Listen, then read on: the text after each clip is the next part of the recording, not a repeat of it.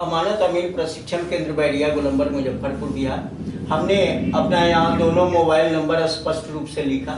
मेरे दोनों YouTube channel 1 Shashi Bhushan Kumar, channel 2 Amin course and all competitive exam में आपका पुनः एक बार हम हार्दिक अभिनंदन करते हैं। आज का क्लास काफ़ी इम्पोर्टेंट आपके लिए है। वह है पेपर से रिलेटेड क्लास अभी ले रहे हैं और उसमें एक गवर्नमेंट स्कीम की आज जो चर्चा हम करने जा रहे हैं वो गवर्नमेंट स्कीम है पट्टानामा। गवर्नमेंट स्कीम का नाम है पट्टानामा। तो आज हम पट्टानामा पर बात करेंगे। टॉपिक लिख ले तो बात करें तो ज़्यादा बेटर रहेगा। वो शब्द है पट्टानामा।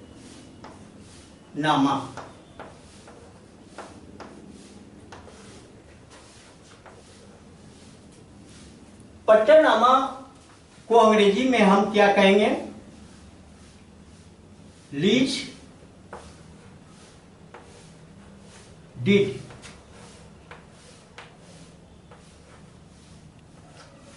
ये लीज डीड होता है। आप सुने होइएगा कि कहीं लीज पर जमीन जो है सो दे दिया, किसी पट्टा दे दिया, ये लीज डीड है। लीज का मतलब है पट्टा होता है। तो कभी कभी आप देखते हैं कि ये पट्टा क्या है, इसका विश्लेषण हम करेंगे। आप देखते हैं कि कोई भी व्यक्ति अपनी जमीन को या किसी मकान को पट्टे पर दे देता है। तब पट्टा पर दे देता है यानी एक राशि तय उसमें की जाती है कि चलिए अगर 1 साल के लिए अब ये पट्टा रजिस्टर्ड होगा या नॉन रजिस्टर्ड होगा, पहले उस पर एक लाइन हम लोग बात कर लेते हैं। ये नॉन रजिस्टर्ड भी होता है, रजिस्टर्ड भी होता है। 1 साल की अवधि के लिए अगर कोई पट्टा कर रहा है तो वो नॉन रजिस्टर्ड होगा।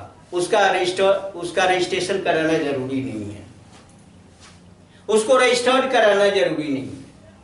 लेकिन 1 साल से अधिक के लिए, इसमें समय की महत्ता है। 1 साल से अधिक के लिए अगर ऐसा काम आप कर रहे हैं तो कृपया आप रजिस्टर्ड ही कराएं, ज्यादा बेटर रहता है।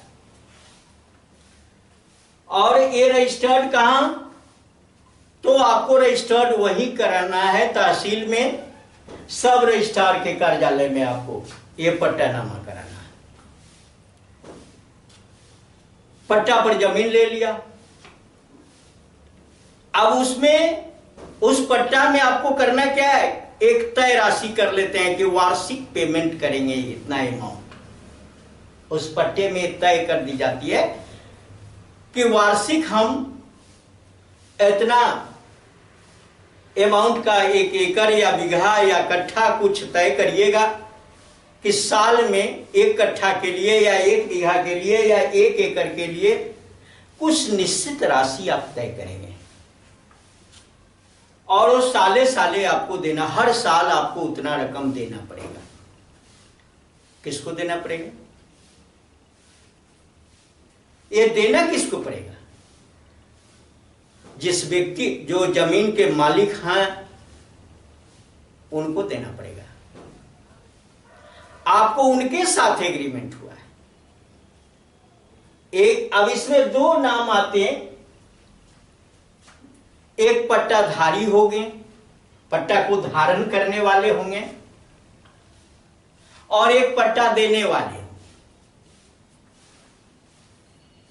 एक लेने वाला होगा, एक देने। यहां भी 2 व्यक्ति हैं, तो एक हो गया पट्टा देने वाला,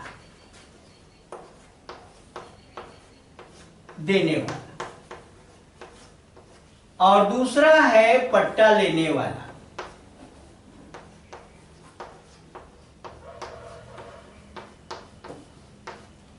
ये दोनों व्यक्ति के बीच में ये एग्रीमेंट होता है।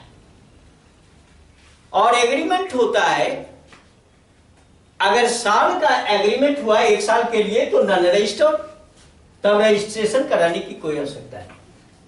अगर साल से ओवर आपको ओवर पर पट्टा दिया जा रहा है या कोई ले रहा है, होता है 10 साल के लिए, 20 साल के लिए, यानी आप देखते हो कि पट्टा अधिकतम 99 साल के लिए पट्टा होता है।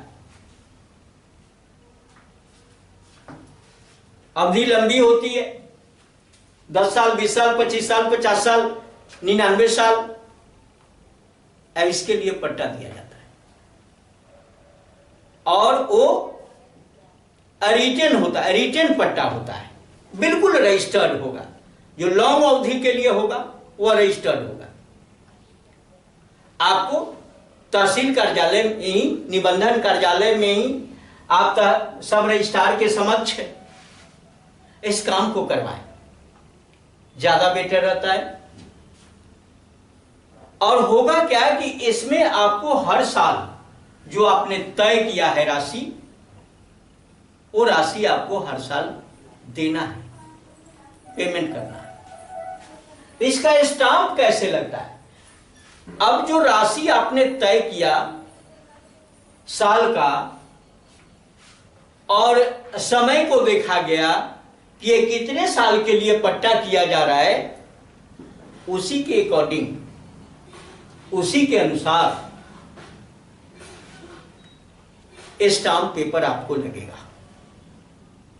और तब उस स्टाम्प पेपर पर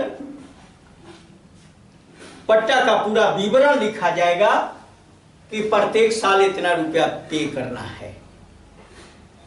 और समय के पश्चात, समय जब समाप्त हो जाए, समय के बाद इस पट्टा को पुनः छोड़ भी देना।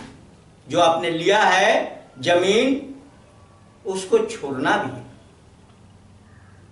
यह नहीं है कि जो ले लिया वो आपका हो गया, ऐसा कुछ है नहीं इसमें। आपको जमीन मिला, समय पूरा हुआ,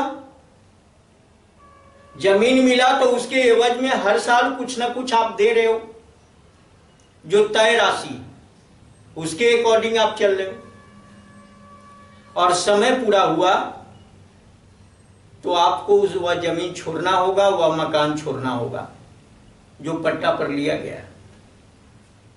अब मैं इस पे आपको स्टाम्प की भी बात करी और ये बताया, लेकिन सवाल यहां खड़ा होता है, हमने बताया टाइम, ये समय की बात कही हमने। समय, जो फिक्स समय है उसके अकॉर्डिंग आपको काम करना है। लेकिन इस समय में दोनों पार्टी अगर सहमत है, ये दोनों अगर सहमत है, तो इस समय को कम या अधिक किया जा सकता है। दोनों पार्टी एक कबूल किया, जैसे मैं एक एग्जांपल दे देता हूं, दोनों पार्टी कबूल किया कि 25 साल के लिए यह जमीन हम आपको पट्टे पर दे रहे हैं, पूरा रिटेन हो गया उसका, हर साल इतना अमाउंट देंगे। लेकिन बीच में हुआ, दोनों पार्टी की आम सहमति बन गई।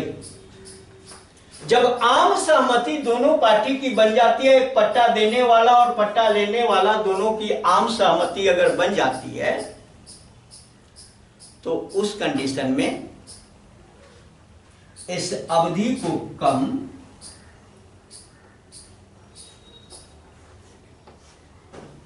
किया जा सकता है, इस समय को कम किया जा सकता है। और ये जो समय दिया गया है, वो समय अगर पूरा हो गया और दोनों पार्टी में तालमेल अच्छा है, या दोनों पार्टी जिसने पट्टा किया है उसका अग्रज, बाद में आने वाली जो पीढ़ी है, उत्तराधिकारी के बीच में मेल हो जाता है कि नहीं, इस पट्टे की अवधि को और बढ़ाया जाए, यानी अधिक किया जाए, तो दोनों सहमति से अधिक भी कर सकते हैं। कारण क्यों देख रहा है कि हर साल इतना अमाउंट मिल रहा है, हर साल इतना हमको मिल रहा है, अगर पट्टा वो छुड़ा देते हैं, हटा देते हैं, तो फिर वो अमाउंट बंद हो जाएगा। इस अवधि में उस टाइम को बढ़ाया जा सकता है या समय को दोनों पार्टी के आम सहमति से कम भी किया जा सकता है, या बीच में कंप्लीट जो तय है पैसा दे दिया, पैसा देकर कैंसिल भी करा दिया जा सकता है। सब अपने अपने जगह पर हो जाता है। तो ये सारी सहूलियतें इसमें आती है। पट्टानामा हम पट्टे पर जो दे दिए, लीज पर दे दिए। आप देखते हो कि आपके क्षेत्र में बहुत सारे लीज पर लेने वाले लोग आ जाते हैं, लेकिन मैं वहां एक बात बताना चाहूंगा कि वहां भी आप विश्वास पर ऐसे ही एग्रीमेंट बना लेते हो। क्या करते हैं, मैं एक जानकारी यहां से दे देता हूं। स्टाम्प पेपर ले आएंगे और स्टाम्प पेपर पर आपका सिग्नेचर, हर चीज, कुछ लिखे न लिखे वो करा लेते हैं। बहुत सारे ऐसे लोग हैं, वो करा लेंगे, आपका सिग्नेचर, निशान, गुहार, हर चीज ओके करा लेंगे। कराने के बाद वो स्टाम्प अगर खाली है तो बीच में स्टेटमेंट क्या क्या लिख देंगे, ठिकाना नहीं है। इसलिए बंधु, ऐसे लोगों से फूक फूक के कदम रखना है, ऐसे लोगों के झांसे में नहीं आना, कभी ब्लैंक स्टाम्प पर सिग्नेचर नहीं करना, पूरा स्टाम्प पेपर पढ़ने के बाद ही सिग्नेचर करना कि स्टाम्प में जो लिखी गई बातें हैं वह हमारे कबूल के अनुरूप है या नहीं है। इससे ज्यादा बेटर है कि सब रजिस्ट्रार कार्यालय में ही ऐसा करा लेना, अगर लॉन्ग अवधि का, लॉन्ग टर्म का पट्टानामा है तो।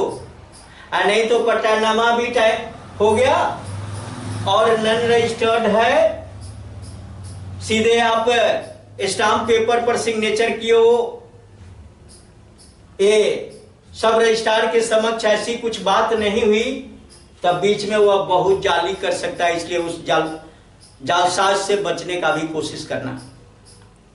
ये जितना सुगम रास्ता है उतना खतरनाक भी है, इसलिए इसके खतरनाक से बचना चाहिए। ये खतरनाक नहीं है, ये सिस्टम तो गवर्नमेंट से स्कीम जो है सो बहुत ही बेटर स्कीम, इतना बेटर स्कीम है जिसका हद हिसाब नहीं है। लेकिन इस स्कीम का बीच में जो होते हैं बेईमान शैतान लोग जो होते हैं, इस स्कीम के जरिए मार्केट को डिस्टर्ब करते हैं, मार्केट को पंगु बना देते हैं अपनी दबंगता के चलते। आप देखते हो बहुत सारा अपार्टमेंट है, वो भी पट्टे पर दे दिया जाता है, आप देखा होगा। वहां भी अब उसमें देखिए कि 99 साल के लिए पट्टा दे दिया, 99 साल के लिए पट्टा, कहीं वो अपार्टमेंट बिक जाता है, कहीं पट्टे पर दे दिया जाता है, यानी उसकी तय राशि को देते रहना है। और तब इसके सेंस में एक बात और बताना चाहेंगे कि इंतकाल, एक शब्द आया है, इंतकाल बहुत इंपॉर्टेंट है भाई।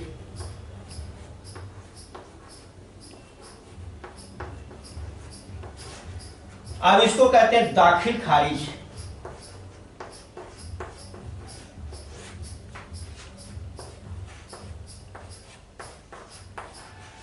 अब देखो, दाखिल खारिज भी यहां पर एक पट्टानामा में होता है।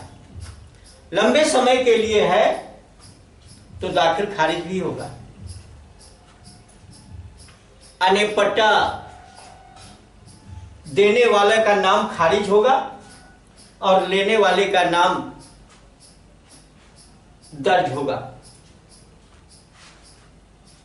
लेकिन समय जब पूरा होगा तो फिर उस समय पर इसको जमीन छोड़ना होगा, मकान छोड़ना होगा और पुनः ये दाखिल खारिज फिर एक बार चेंज हो जाएगा। इसमें भी ये शर्त लगा हुआ है, इस शर्त से आप मुकर नहीं सकते। ऐसा नहीं है कि पट्टानामा लिखा लिया उसका दाखिल खारिज नहीं होता है। लॉन्ग टर्म के लिए है तो हर चीज होता है, लंबे समय के।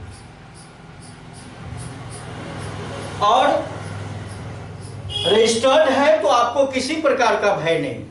ये बात फाइनल है कि टाइम होने के बाद आप निश्चित रूप से पुनः जमीन के मालिक बन सकते हैं। आप अगर नहीं बनते हो तो आपके उत्तराधिकारी, आपके वारिस निश्चित रूप से बनेंगे अगर रजिस्टर्ड है तो। नॉन रजिस्टर्ड की मैं कोई गारंटी नहीं देता क्या होने वाला है, क्या होगा, लेकिन रजिस्टर्ड है तो आज के डेट में काम रजिस्टर्ड ही करना चाहिए। कारण कि आप किसी पर विश्वास नहीं कर सकते और जिस पर विश्वास आप रखते हो वही विश्वासघाती निकल जाता है। तो क्या करोगे? एक इंसान से फिर अगर हट गया है, आपके लाइफ में बहुत कुछ बाधाएं आई होगी, उन बाधाओं को देखते हुए अब विश्वास करना मुश्किल हो जाता है। तो बंधु, पट्टानामा ये गवर्नमेंट का बहुत ही सुंदर सहूलियत स्कीम है। इसमें धीरे धीरे पैसे खर्च करने होते हैं और काम भी सुगमता से होता है। दोनों पक्ष अगर ईमानदारी से काम करे तो फिर इससे सुंदर स्कीम और क्या हो सकती है। लेकिन हाँ, स्कीम सुंदर का मीनिंग नहीं, हम आप कितने सुंदर हैं ये मीनिंग रखता है। हम आप अगर सुंदर हो जाए, हमारी नीतियां अगर सुंदर हो जाए, हमारा कल्चर सुंदर हो जाए, हमारा विचार सुंदर हो जाए, तो हम सुंदर हो जाते हैं और तब हमारे लिए स्कीम भी सुंदर हो जाती है। लेकिन बहुत सुंदर स्कीम है, इस स्कीम को भी कचरा करने वाले लोग आज कचरा कर रहे हैं और मार्केट में बराबर देखा जा रहा है, मार्केट में बराबर टसल हो रहा है, मार्केट में बराबर खून खराबा हो रहा है। इसके वजह से तो फूंक फूंक कर कदम रखें और जो भी काम करें रजिस्टर्ड करें। नॉन रजिस्टर्ड करने का युग खत्म हो गया है। इसलिए मैं यहाँ से एक सुझाव देना, आपको आदेश तो नहीं दे सकता, लेकिन एक सुझाव तो हमारी बनती है, सुझाव देना कि आप इस सुझाव को जरूर मानेंगे, जरूर समझेंगे। ये गवर्नमेंट का बहुत ही सुंदर स्कीम है। तो अगर ये अच्छा लगा, ये पट्टानामा का जो हमने विश्लेषण किया, ये आपको आपके ज्ञान में वृद्धि की, आप इसके संबंध में जानकारी हासिल की, जिससे इन फ्यूचर आपका ब्राइटनेस रहे। अगर ऐसा कुछ ये वीडियो आपके समक्ष प्रस्तुत करता है तो इस वीडियो को लाइक करें, अपने मित्रों के साथ शेयर करें और हमारे चैनल पर अगर नए हैं तो हमारे चैनल को सब्सक्राइब करें। आपका लाइक, आपका शेयर, आपका सब्सक्राइब हमारे हौसला को बुलंदी पर ले जाता है, ऊंचाई पर ले जाता है और दिल कहता है कि भाई ज्ञान की जितनी सारी चीजें हैं, जितनी सारी बातें हैं जमीन से रिलेटेड, सब मार्केट को दे दो। और मैं यही सोच में लगा हूं कि एक एक चीज आप लोगों को मिल जाएगा हमारे माध्यम से, और ये जो चीज मिलेगा आपको, आपके आने वाले पीढ़ी को बहुत कुछ लाभ पहुंचाता रहेगा। और इस फील्ड में अगर अतिरिक्त इससे भी ज्यादा जानकारी हासिल करना है तो हमारे ऑफलाइन ट्रेनिंग सेंटर अमानत अमीन प्रशिक्षण केंद्र बैरिया गोलंबर मुजफ्फरपुर पर विजिट करके ढेर सारा ज्ञान एक चैलेंजर अमीन के रूप में अपने आप को पेश कर सकते हो। यहाँ से जाने के बाद आप अपना एक ऑफिस भी बना सकते हो और वहाँ सुबह शाम पेपर का देख रेख, उससे कुछ पैसे आने शुरू हो जाएंगे और बीच के समय में मापी करोगे, ढेर सारा पैसा कमाओगे। तो बस यहीं पर ज़्यादा कुछ न कहते हुए वीडियो को समाप्त करते हैं। बहुत बहुत धन्यवाद। जय हिंद, जय भारत।